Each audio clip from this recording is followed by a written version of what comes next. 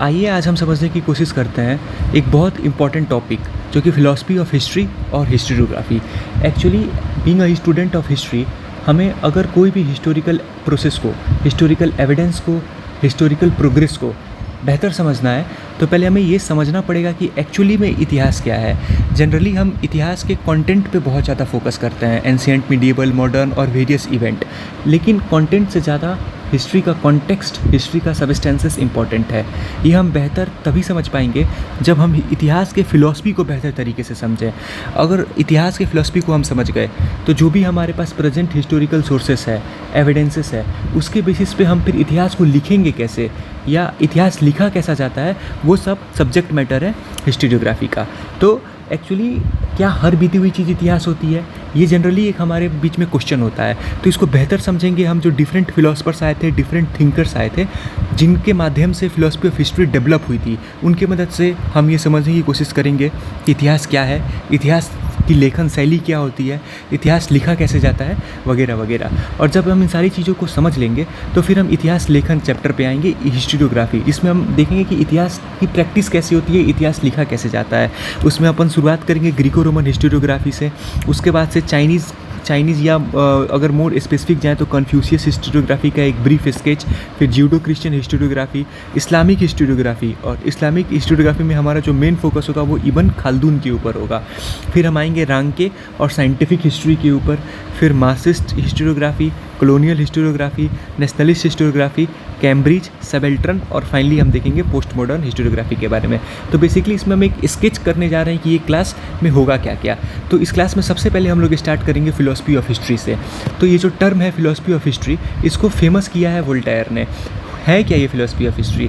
तो philosophy of history examine करता है किसी भी प्रैक्टिस का, किसी भी एविडेंस का थ्योरेटिकल फाउंडेशन क्या है और उसका सोशल कंसिक्वेंसेस क्या है इतिहास का या इतिहास लेखन का। ये चीज़ें जो बताती है वही फ़िलॉसफी ऑफ हिस्ट्री कहलाती है। तो ये जो फ़िलॉसफी ऑफ हिस्ट्री होता है, हमारे सिलेबस के अकॉर्डिंग हम इसे दो भागों में कैटेगराइज कर सकते हैं। पहला एनालिटिकल फ़िलॉसफी ऑफ हिस्ट्री और दूसरा speculative philosophy of history. Analytical मतलब विश्लेषणात्मक, इसमें हम एनालिसिस करेंगे। इसका जो मेन फोकस होता है वो एक मेथड, लॉजिकल और इम्पेरिकल मेथड पे होता है। मतलब लॉजिकल और इम्पेरिकल मेथड के थ्रू हम किसी भी हिस्टोरिकल इवेंट या किसी भी हिस्टोरिकल पैटर्न को एनालाइज करेंगे। लॉजिक क्या होता है ये हर किसी को मालूम है।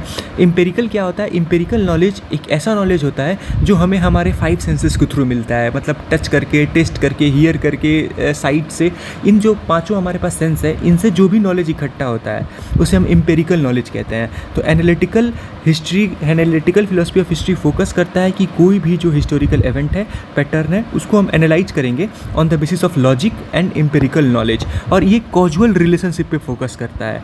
कॉजुअल रिलेशनशिप का मतलब क्या होता है कि कैसे एक इवेंट दूसरे इवेंट को लीड करती है, कैसा दूसरा इवेंट तीसरे इवेंट को लीड करता है। क्योंकि जनरली जो हम समझते हैं कि हिस्ट्री जो है वो सिर्फ कल्मिनेशन ऑफ इवेंट है, बट फिलॉसफी ऑफ हिस्ट्री पढ़ने के बाद से हमें ये क्लियरिटी हो जाएगी कि हिस्ट्री जो है वो सिर्फ इवेंट का कल्मिनेशन नहीं है। हिस्ट्री एक कंप्लीट प्रोसेस है, जिस प्रोसेस में हर इवेंट के पीछे का प्रीटेक्स्ट इंपॉर्टेंट होगा हमारे लिए, उसके बाद का आफ्टर मैथ भी इंपॉर्टेंट होगा। उस आफ्टर मैथ कह लो या कॉन्सिक्वेंसेस कह लो। तो हिस्ट्री जो है वो एक कम्प्लीटली प्रोसेस है जिसमें नया पावर का फॉर्मेशन होता है, फिर वो टूटता है, फिर छोटे छोटे रीजनल पावर्स बनते हैं। एक सोशल हिस्ट्री होती है, कल्चरल हिस्ट्री होती है, इकोनॉमिक हिस्ट्री होती है, पॉलिटिकल हिस्ट्री होती है। मतलब मेयरली हमारे लिए हिस्ट्री जो है वो सिर्फ genealogy and chronology of ruler तक सीमित नहीं होगा। इस हिस्टोरियोग्राफी में हम एज अ ह्यूमन सिविलाइजेशन समझेंगे, ना कि किसी इंडिविजुअल किंग के बारे में, किसी मासेस के बारे में, किसी सर्टेन ग्रुप के बारे में हम नहीं फोकस होगा। हमारा फोकस होगा as a man human civilisation. इसलिए हमें फिलॉसफी ऑफ हिस्ट्री की समझ होनी बहुत ज़रूरी है। दूसरा क्या है कि ये जो फिलॉसफी ऑफ हिस्ट्री है, ये नेचर ऑफ हिस्टोरिकल एविडेंस, इसमें हम देखेंगे कि किसी भी हिस्टोरिकल एविडेंस का नेचर कैसा होता है। हम सोर्सेज को क्लासीफाई करेंगे, literary sources, archaeological sources, ethnographical sources. फिर हम एक ये कंपैरिजन करेंगे कि कौन सा सोर्सेज बेहतर होता है, कौन सा कम फ़ायदेमंद होता है। फिर इसी एनालिटिकल स्कूल में हम आइडियलिस्टिक ट्रेडिशन के बारे में पढ़ेंगे, जो कि पहला हमारा बेसिक फाउंडेशन देगा फिलॉसफी ऑफ हिस्ट्री के ऊपर। इस आइडियलिस्ट ट्रेडिशन में ट्रिनिटी देखने के लिए मिलेगा, विलियम डेल्टे, बेनेडिक्टो क्रोसे और कॉलिंगवुड। इनका सबसे ज़्यादा, ये तीनों इसी स्कूल के थे और इन्होंने इस एनालिटिकल स्कूल ऑफ हिस्ट्री पे खूब काम किया है।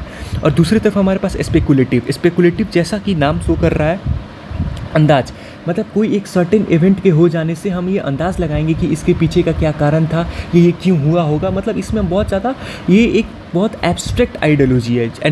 एनालिटिकल जो है वो कंक्रीट है, मूर्त है, लेकिन स्पेकुलेटिव क्या है, ये अमूर्त चीज़ों को एक्सप्लेन करने की कोशिश करता है। इसमें हम हिस्ट्री का फिलोसफिकल इंटरप्रिटेशन ज़्यादा देखेंगे, जबकि इस एनालिटिकल में फिलोसफिकल इंटरप्रिटेशन तो था, लेकिन हम उसमें भी लॉजिक और एम्पिरिकल नॉलेज का यूज कर रहे थे। इसका जो मेन फोकस होगा वो ये अंडरस्टैंड करना होगा कि किसी भी हिस्टोरिकल पर्पस का जो हिस्टोरिकल प्रोग्रेस हो रहा है उसके पीछे का पर्पस क्या है, वो किस डायरेक्शन में हिस्टोरिकल प्रोसेस हो रहा है, कौन कौन से फैक्टर किसी भी हिस्टोरिकल प्रोसेस के पीछे अपना काम दिखाते हैं। और ये जनरली ये जो स्कूल है इसमें हम विको के बारे में, हर्डर के बारे में, हीगल के बारे में, कार्ल मार्क्स, स्प्लिंगर, टोइनबे, फुकुयामा के बारे में पढ़ेंगे।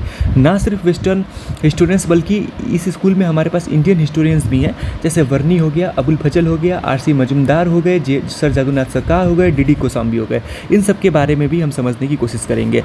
तो नेक्स्ट क्लास ऑनवर्ड्स हम शुरू करेंगे आइडियलिस्ट ट्रेडिशन से, और उसमें समझने की कोशिश करेंगे कि एनालिटिकल स्कूल ऑफ फिलोसफी क्या होता है, जो कि हमें एक्चुअली हिस्ट्री क्या है, हिस्टोरिकल वर्क क्या है, हिस्टोरियन क्राफ्ट क्या है, ये सब समझने में मदद करेगी। Thank you.